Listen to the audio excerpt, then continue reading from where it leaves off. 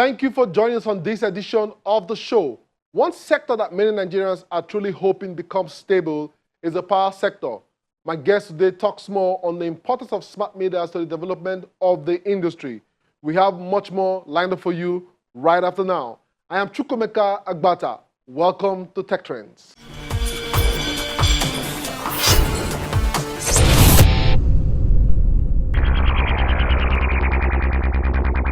In the developed world, we are surrounded by electronics, from the computers on our desks, to the smartphones in our pockets, to the thermostats in our homes, to our data in the virtual cloud.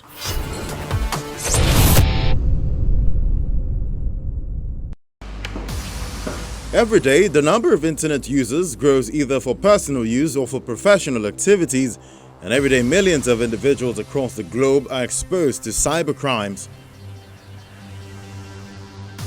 Data from the Nigerian Communications Commission suggests that from June 2020 to May 2021, the number of active internet subscribers on each of the licensed service providers increased to over 140 million. And every year, Nigeria loses billions to cybercrime. Today, several individuals leave their digital identity scattered all over the internet, making them prone to cyber attacks. It allows you to live smart. These problems and more is why YouVerify, a technology company focused on identity and access management, is helping people safeguard their online presence. But the future is under the control of the users, right? So with its recently launched application, UID, individuals can safely store personal details in an encrypted format in a secure digital ID wallet. They can then use it to access online services securely and without having to fill a Know Your Customer form. A digital wallet, KYC platform, multi-factor authenticator, data breach notification app, address tracker, online marketplace. We are not launching 6 products. We are launching 1. But it is a multi-dimensional product that has use cases for businesses, consumers, and more. An objective scenario that suits what we are looking for. For example, according to the Chief Executive Officer of YouVerify, Dr. Benga Odegbami, with UID, individuals don't have to upload the same document twice. We see a trend where I think our world and the world we live in is moving mobile.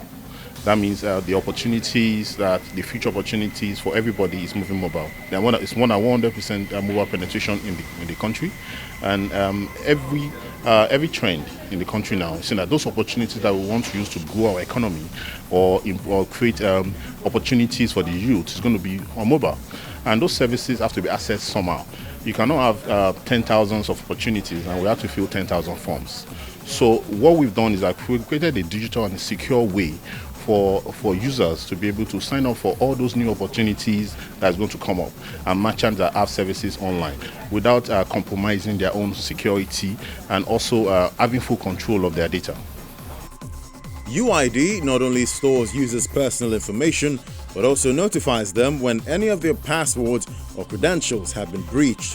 What UID does is that by being a customer or user of UID for free, we are able to alert you when your information has been compromised by any services globally. So what we do is that we scan the dark web across the web. So if you find that information has been leaked, or even maybe an hacker is trying to sell your information somewhere on the internet, we will know, and we will immediately notify you that you should maybe change your password or change your email. And this is all for free for users, just to make sure that we protect our users. UID is that innovative product that gives you control over your digital footprint. So as a customer, you can upload all your information and you have access and control over the data. I can give access to my data at will, and I can actually revoke access. And as a merchant, you can create templates, you can reach out to verified customers on the platform. So I think it's that innovative app that is coming to change the digital identity front space. The user has complete control over their data, as all their details and documents are stored on their phone and doesn't stay with UID. The app reduces the burden of moving around with physical identification documents such as international passports, national identity cards, and the likes. The prospects are really looking very promising. The truth is that yes, it is a new app, and it is something that nobody has seen like directly in Nigeria. But the pain points are there, meaning simple things like how do I secure my driver's license? How do I ensure that if I forget my driver's license, I have something that I can always present? Or why do I have to always carry my international passport around? Because there's always that feeling that I might lose it, it might be stolen, it might or why? I mean, do I have to always have the fear that my data could be hacked or stolen, or my identity or my identity compromised? So those are the kind of pulse we got, and these pain points are the things that the UID app speaks to. They help solve in the immediate and also in the long term. For the team, it was a 2.5-year journey that led them to this point and was born out of a need to provide impenetrable security for personal information of internet users. When we got the idea initially, Nigeria we're not at that phase where this product will be valuable. So we had to keep it up until now. Because why now? Because the federal government is talking about digital identity.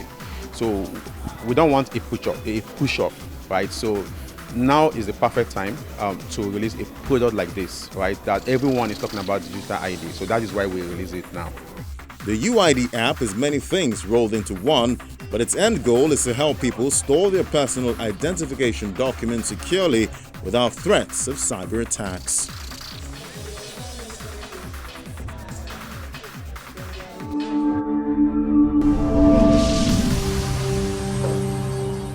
Nigerian students have built a machine they hope can one day help hospitals remotely treat COVID-19 patients, taking temperatures, transporting medicine, and also allowing medical workers to communicate with patients with a webcam and a screen.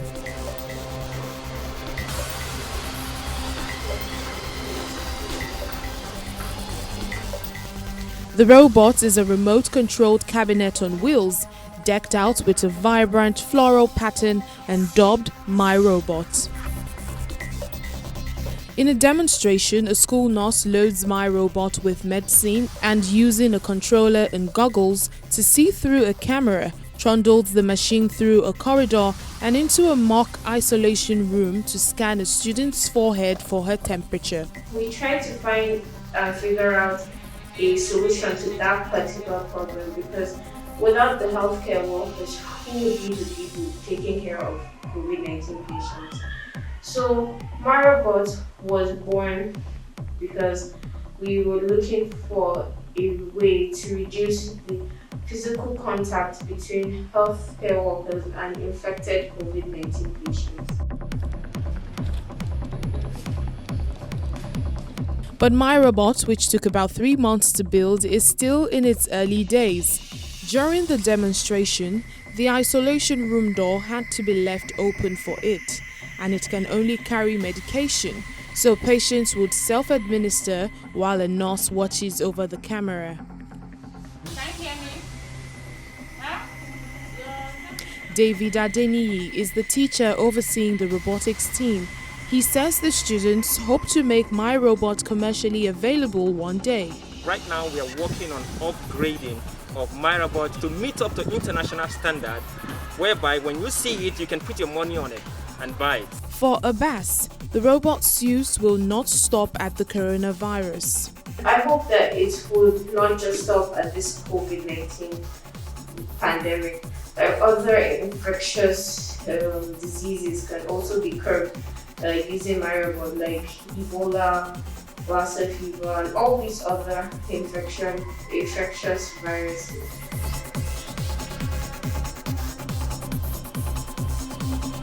Oluwajoba Oroge is a doctor at an isolation and treatment center in Nigeria's capital city, Abuja. Getting to hear patients' complaints, deliveries of certain medications, and limiting the duration of time and the frequency that health workers have to be with patients like COVID-19 patients at this time. So yes, it's ingenious, it's useful, it's something that I think should receive a lot of support.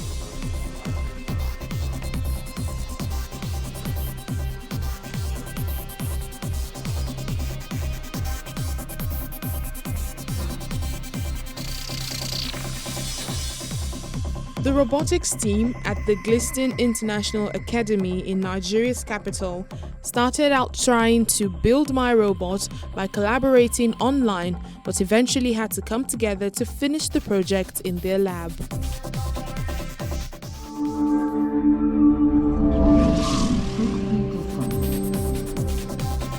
Jasiri, Shuja and Tumaini only landed in Kenya just over 2 weeks ago, but they are already playing an important role in curbing the spread of the country's coronavirus epidemic. The 3 glossy white robots made in China and donated by Japan and the United Nations Development Programme have been put to work at Nairobi's main international airport, keeping it disinfected and monitoring arrivals for signs of the virus. As Jasiri, a Swahili word meaning brave, does his rounds, he sprays fine jets of sanitizers from containers attached to his sides and takes infrared pictures with a camera mounted on an extendable neck while scanning hundreds of passengers per minute. He takes their temperatures, records their data for storage, and in tone-flat English, tell those not wearing face masks to put them on and those standing too close to others to respect social distancing rules. Jasiri's role in this airport is to enhance the safety of international travel. And by that I mean its ability to, one, take temperature, its ability to sanitize the environment around it, and more importantly for us and for the entire country is the fact that it relays confidence in the safety of air travel. It can do screening of 200 passengers per minute. So it takes the temperature and records and store that data in one of the computers that we have. A passenger from Burundi believes this process has helped reduce waiting times at the airport. That system helps us to save our time, and as you have seen, there was a long queue, but because you have a system which can take more than 100 people, the temperature at the same time, that can help.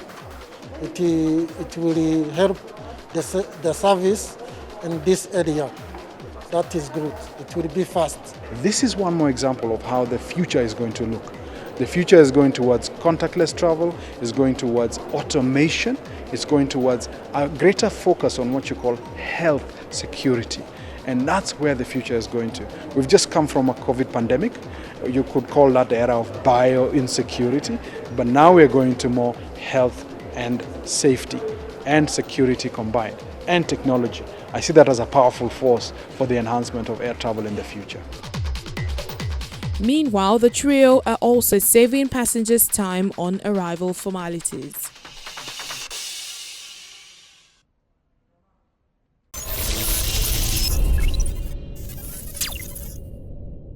Coming up is my chat with Afolabi Sobande, CFO, CWG PLC. Stay with us.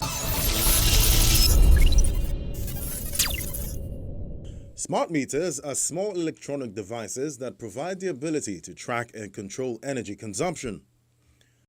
A new norm in the power and utility industry that provides a more accurate billing of electricity consumed. Smart meters give electricity operators a clear view of their operational processes with only a few clicks. They also give users access to figures that allow them make efficient choices, like the ability to pay only for energy consumed or to know the equivalent currency of electricity consumption. Over the years, Nigeria has battled with the problem of achieving efficient generation and distribution of electricity, but gradually we have welcomed smart metering. Our guest on the show discusses how smart metering solutions can help increase efficiency while cutting down operational costs. Afolabi, glad to have you on Tech Trends today. Yeah, thanks, Fred. So tell us how important it is to have a stable power industry for tech to thrive. Thank you very much for that question. You know, for most of the technologies that you have, you definitely need electricity or power to power from the mainframe computers to your PCs, and that is critical. You can't run a data center without power. So it is critical that if you don't have a data center, that is where all your technology infrastructure stays, and that is what enables technology. So if you don't have power, then technology is zero. And that is why we've seen that we've not been able to push some of these technologies through. And the technologies are not stable because there are no power to ensure that these infrastructures are up. Don't forget that these infrastructures that power the technology, which is like the backbone of any technology you would want to think of, has to be powered on 24/7, 365 days.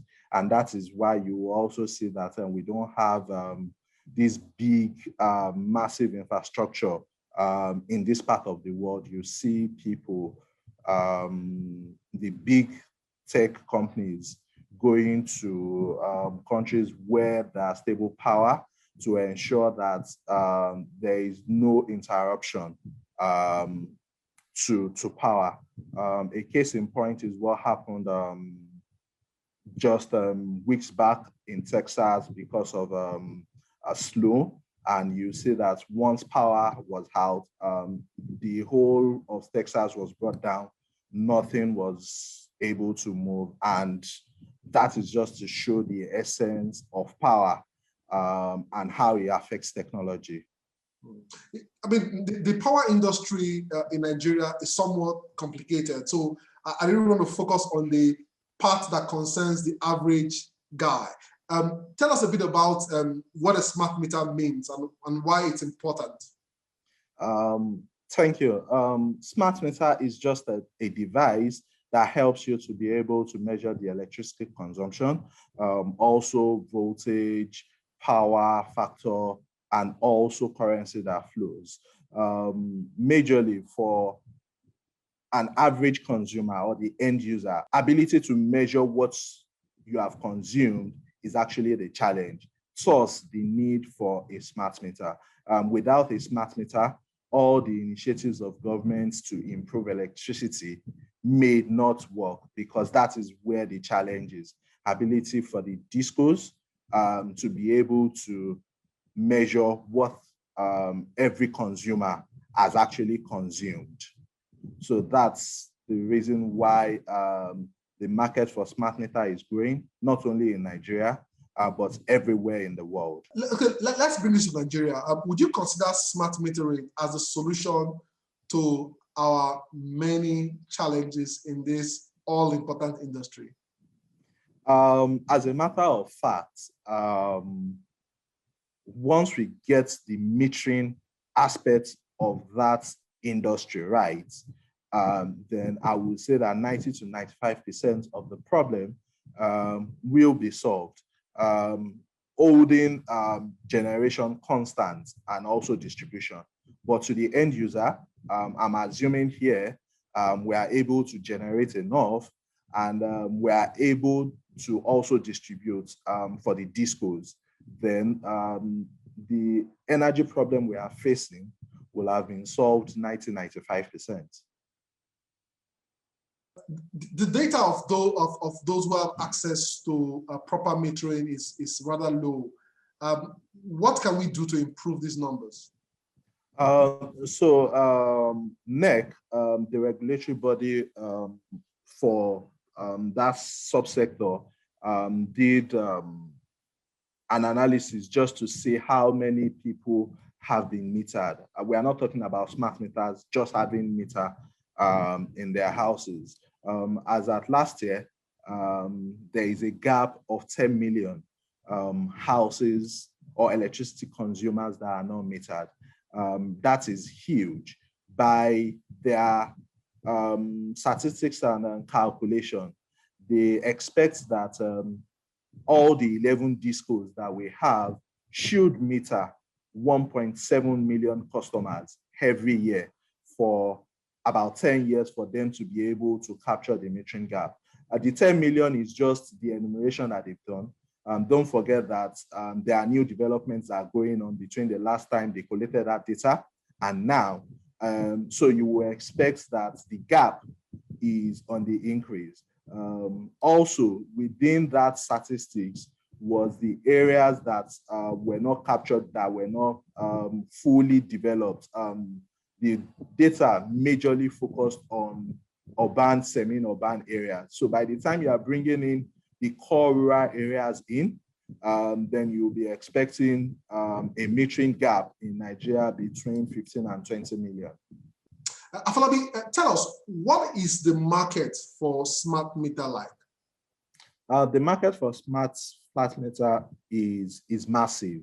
For all the discos, they need smart meters for them to operate effectively and efficiently. So in terms of markets, know that all the discos would require, or they require, smart metering for their customers. Also for the private sector real estate developers, they also need smart meters. So it is massive. So smart metering is just like having your mobile phones. For every home, you have to have a smart meter for you to ensure that you are paying the right price for what you are consuming. Finally, Afolabi, this issue about power is dear to my heart because, you know, being in this space, technology space, I understand its importance. And I know that a lot of startups, organizations of various types have always cried at the amount of money they spend on power. And, you know, the average Nigerian will wonder, when will Nigeria ever get to a point of adequate power supply? What will be your comment on that? Yeah, thanks. I think for me, we are gradually getting there. The major problem with the industry is us not paying the fair price, and government is doing everything for consumers to pay the fair price. Once fair price are paid, it would allow people to invest in that sector, and that would make a lot of company goes into generation, which is like the problem, because you know that you are able to recoup your investment. I think the actions of the government now is in the right direction, is the right step to take, as long as we are able to pay, consumers pay the right price for electricity. I think the electricity availability will be a thing of the past. All right. Non-availability will be a thing of the past, yeah. All right, Afolabi, thank you for being on the show today. Thank you. Thank you.